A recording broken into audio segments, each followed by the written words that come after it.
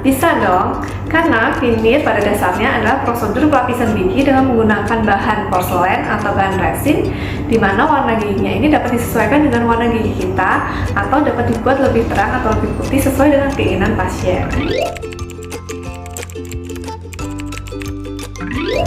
Terdapat dua cara nih dalam mengerjakan veneer. Yang pertama, direct veneer.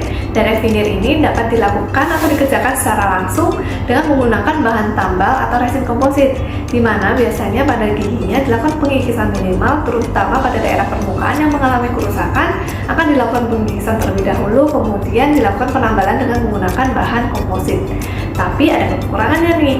Bahan ini dapat berubah warna tergantung dari makan makanan yang biasa kita makan, warna-warna makanan yang biasa kita makan. Dan dari segi ketahanannya akan kurang dibandingkan dengan bahan porselen. Yang kedua, indirect veneer. Indirect veneer biasanya menggunakan bahan porselen dan biasanya dilakukan dalam beberapa kali kunjungan.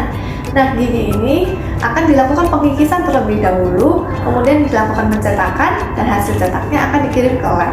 Dan biasanya di lab akan dilakukan selama 1 minggu. Kemudian setelah hasilnya sudah selesai, pasien akan dipanggil kembali untuk dilakukan pemasangan veneernya.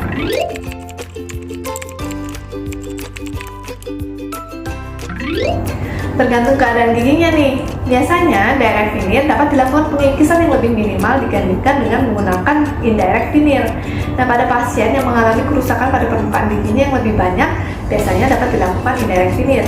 Secara estetik akan lebih bagus dengan menggunakan bahan indirect veneer atau porselen, dan secara ketahanannya akan lebih bagus juga dengan menggunakan indirect veneer atau porselen. Tapi dari segi harganya, indirect veneer atau dengan porselen akan relatif lebih mahal dibandingkan dengan direct veneer atau menggunakan resin komposit.